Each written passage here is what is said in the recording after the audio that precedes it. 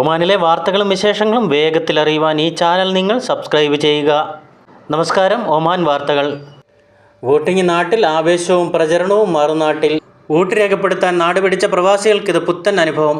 ആവേശപൂർവ്വം vote രേഖപ്പെടുത്തി ചൂണ്ടുവിരൽ മഷിയടയാളം സാമൂഹിക മാധ്യമങ്ങളിൽ പങ്കുവച്ച് സന്തോഷം പങ്കിടുകയാണ് പ്രവാസികൾ. ഈ തെരഞ്ഞെടുപ്പ് വേളയിൽ നാട്ടിലേക്ക് പറന്നവർ ഏറെയാണ്. അതിൽ കന്നി വോട്ടർമാരും നിരവധിയാണ്. 30-35 വർഷമായി ഗൾഫിൽ ജോലി ചെയ്യുന്നവരിൽ പലർക്കും ഇത് ആദ്യ വോട്ടനുഭവം തന്നെയാണ്. ഈ തെരഞ്ഞെടുപ്പ് കാലയളവിൽ ഏറെയും രാഷ്ട്രീയ വിശ്വാസം കൊണ്ടാണെങ്കിൽ കൗതുകം കൊണ്ടും ഒരിക്കലെങ്കിലും വോട്ട് രേഖപ്പെടുത്തണമെന്ന ആഗ്രഹം കൊണ്ടും നാട്ടിലെത്തിയവരുമുണ്ട്. പെരുന്നാൾ, വിഷു അവധി നീട്ടി തെരഞ്ഞെടുപ്പ് ദിവസം വരെ കാത്തിരുന്നവരുമുണ്ട്. 2-3 ദിവസത്തെ അവധിക്ക് വോട്ടിടാൻ വേണ്ടി മാത്രം നാട്ടിൽ പോയവരും ഏറെയാണ്. അവർക്കിത് സന്തോഷ നിമിഷമാണ്. പാലക്കാട് സ്വദേശിയായ പ്രവാസി 30 വർഷത്തിൽ ആദ്യമായാണ് ഇത്തവണ വോട്ട് രേഖപ്പെടുത്തുന്നത്. അത് നല്ലൊരു അനുഭവമായി എടുത്തു പറയുന്നു. പക്ഷേ കഴിഞ്ഞുപോയ 3 മുഖ്യ തെരഞ്ഞെടുപ്പിലും ഒരു പഞ്ചായത്ത് തെരഞ്ഞെടുപ്പിലും ഇദ്ദേഹത്തിൻ്റെ വോട്ട് അപരന്മാർ ആരോ രേഖപ്പെടുത്തിയിട്ടുണ്ട് എന്നും രഹസ്യം പോലെ പങ്കുവയ്ക്കുന്നു. പ്രവാസികളിൽ രാഷ്ട്രീയം തലയ്ക്ക് പിടിച്ചവരും പ്രവാസ ജീവിതത്തിൽ വ്യക്തമായി സംഘടനാ പ്രവർത്തനം നടത്തുന്നവരുമായവർക്ക് ഇതൊരു പോരാട്ടമാണ്. നമ്മുടെ കക്ഷിയുടെ സ്ഥാനാർത്ഥികളെ വിജയിപ്പിക്കേണ്ടത് ആവശ്യമാണെന്നുള്ള ചിന്തയിലാണ് പലരും നാട്ടിലേക്ക് വിമാനം പിടിച്ചത്. തെരഞ്ഞെടുപ്പ് പ്രചാരണത്തിലും കുടുംബയോഗങ്ങളിലും വീട് കയറി വോട്ടഭ്യർത്ഥനയിലും പങ്കെടുത്താണ് പ്രവാസികൾ പലരും തെരഞ്ഞെടുപ്പിൽ സജീവ പങ്കാളികളായത്. വോട്ട് രേഖപ്പെടുത്താൻ പോകാൻ കഴിയാത്തവർ സാമൂഹിക മാധ്യമങ്ങളിലും ടെലിവിഷനുകളിലും ഇന്നലെ തെരഞ്ഞെടുപ്പ് വിശേഷങ്ങൾ അറിയാനുള്ള തിരക്കിലായിരുന്നു. വാരാന്ത്യ അവധി ദിവസമായതിനാൽ ചർച്ചയും നാട്ടിലേക്കുള്ള ലൈവും കൊണ്ട് മുഖരിതമായിരുന്നു പ്രവാസ ലോകം. ബാച്ചിലർ റൂമുകളിലും ചായക്കടകളിലും കളിസ്ഥലത്തും ചർച്ച തെരഞ്ഞെടുപ്പ് തന്നെ. 18 വയസ്സ് പൂർത്തിയായ മക്കൾ വോട്ട് രേഖപ്പെടുത്തിയതിൻ്റെ അടയാളം ചൂണ്ടുവിരലിലും വലിയ ഒരാളായി ഞാനെന്ന ഭാവം മുഖത്തും വരുത്തി ഫോട്ടോ അയക്കുന്ന തിരക്കിലായിരുന്നു അധികം പേരും. പ്രായമായ അച്ഛനെയും അമ്മയെയും വോട്ട് രേഖപ്പെടുത്താൻ നിർബന്ധിക്കുന്നവരും കുറവായിരുന്നില്ല. ഒമാനിൽ വെള്ളപ്പൊക്കവും മഴയും കാറ്റും മരണങ്ങളും ഉണ്ടായിട്ടും ഒന്ന് അന്വേഷിക്കാത്തവർ, വോട്ടിന് വേണ്ടി വിളിച്ച് വോട്ട് അഭ്യർത്ഥിക്കുന്ന തനി രാഷ്ട്രീയവും ഇവിടെ കാണാൻ കഴിഞ്ഞു. ഇനി ഫലപ്രഖ്യാപനത്തിൻ്റെ കാത്തിരിപ്പ്. കുട്ടികളുടെ മുങ്ങിമരണങ്ങൾ ഒഴിവാക്കാൻ ജാഗ്രത കാണിക്കണം. ഒമാനിൽ കുട്ടികളുടെ മുങ്ങിമരണങ്ങൾ ഒഴിവാക്കുന്നതിന് രക്ഷിതാക്കൾക്ക് കർശന നിർദ്ദേശവുമായി സിവിൽ ഡിഫൻസ് ആൻഡ് ആംബുലൻസ്. വാദിയിൽപ്പെട്ട് കഴിഞ്ഞ ദിവസങ്ങൾ നിരവധി കുട്ടികൾ മരണപ്പെട്ടിരുന്നു. നിരവധി മുന്നറിയിപ്പുകളും ക്യാമ്പയിനുകളും നടത്തിയിട്ടും ഇത്തരം സംഭവങ്ങൾ തുടർന്നും റിപ്പോർട്ട് ചെയ്യപ്പെടുന്നു. ഈ സാഹചര്യത്തിൽ രക്ഷിതാക്കൾ അധിക ജാഗ്രത പുലർത്തണമെന്ന് അധികൃതർ ഉണർത്തുന്നു. അടുത്തിടെ ഒമാനിലുണ്ടായ കനത്ത മഴയിലും വെള്ളപ്പൊക്കത്തിലും പെട്ട് 11 കുട്ടികൾ മരണപ്പെട്ടിരുന്നു. ഇത്തരം സംഭവങ്ങൾ ആവർത്തിക്കാതിരിക്കാനാണ് സിവിൽ ഡിഫൻസ് മുന്നറിയിപ്പ് നൽകുന്നത്. നീന്താൻ കഴിയാത്ത കുട്ടികളെ പുഴകളിൽ നിന്നും മറ്റും മാറ്റി നിർത്തണം. ഇവരെ തനിച്ചയക്കാതിരിക്കാൻ ശ്രദ്ധിക്കണമെന്നും അധികൃതർ അറിയിച്ചു.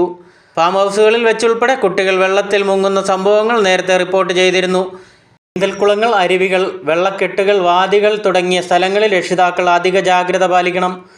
കുളം കമ്പിവേലി കെട്ടി സംരക്ഷിച്ചതാണെങ്കിലും കുട്ടികൾ അതിനിടയിലൂടെ നുഴഞ്ഞു പോകാൻ സാധ്യതയുണ്ട്. ഇത്തരം സംഭവങ്ങൾ തടയുന്നതിന് കുളത്തിന് ചുറ്റും ചുരുങ്ങിയത് 1 മീറ്റർ ഉയരത്തിലുള്ള തടസ്സം വേണം. മാത്രമല്ല വാതിൽ വെച്ചടയ്ക്കുകയും വേണം. മുന്നറിയിപ്പുകൾ അവഗണിക്കുന്നതാണ് മുങ്ങിമരണം വർദ്ധിക്കുന്നതിന് കാരണം. രക്ഷിതാക്കൾ ജാഗ്രത പാലിക്കണം. മുങ്ങിമരണങ്ങളിൽ അധികവും കുട്ടികളാണ്. ഒരു നിമിഷത്തെ അശ്രദ്ധ മതിയാവും കുഞ്ഞു ജീവൻ പൊലിയാൻ. കുളത്തിൻ്റെ സമീപം കുട്ടികൾ ഒറ്റയ്ക്ക് പോകുന്നില്ലെന്ന് ഉറപ്പുവരുത്തണം. അടിയന്തര ഘട്ടങ്ങളിൽ നീന്തൽ അറിയാവുന്ന ഒരാളെങ്കിലും കൂടെ വേണം.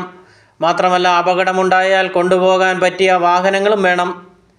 രക്ഷിതാക്കൾ തിരക്കിലാണെങ്കിൽ കുട്ടിയുടെ ഉത്തരവാദിത്തം വേലക്കാരെയോ സുഹൃത്തിനെയോ ബന്ധുവിനെയോ ഏൽപ്പിക്കുക. ഇത് ദീർഘനേരത്തേക്കാകരുത്. നിങ്ങളുടെ കുട്ടി നിങ്ങളുടെ മാത്രം ഉത്തരവാദിത്തമാണെന്നും മറ്റുള്ളവരുടേതല്ലെന്നും ഏവരും ഓർക്കുക. ഒമാനി പൗരന്മാരുടെ UAE-യിലെ ട്രാഫിക് പിഴകൾ ഒഴിവാക്കി. UAE സന്ദർശനത്തിനിടെ കഴിഞ്ഞ 5 വർഷത്തിനിടയിൽ ഒമാനി പൗരന്മാർക്ക് മേൽ ചുമത്തിയ എല്ലാ ഗതാഗത നിയമലംഘനങ്ങളും ഒഴിവാക്കാൻ തീരുമാനിച്ചു. 2018 മുതൽ 2023 വരെയുള്ള കാലയളവിലെ നിയമലംഘനങ്ങൾക്ക് ചുമത്തിയിരിക്കുന്ന പിഴകളാണ് ഒഴിവാക്കി നൽകുക. ഇതിനുള്ള നടപടികൾ UAE-യിലെ വിവിധ പോലീസ് വകുപ്പുകൾ ആരംഭിച്ചു കഴിഞ്ഞു. ഒമാനും UAE-യും തമ്മിൽ നിലനിൽക്കുന്ന മികച്ച ബന്ധങ്ങളുടെ തുടർച്ചയാണ് പൗരന്മാർക്ക് മേലുള്ള ഗതാഗത പിഴകൾ ഒഴിവാക്കി നൽകിയിരിക്കുന്നത്. കഴിഞ്ഞ ദിവസം ഒമാൻ ഭരണാധികാരി Sultan Haitham bin Tariq UAE സന്ദർശിച്ചിരുന്നു.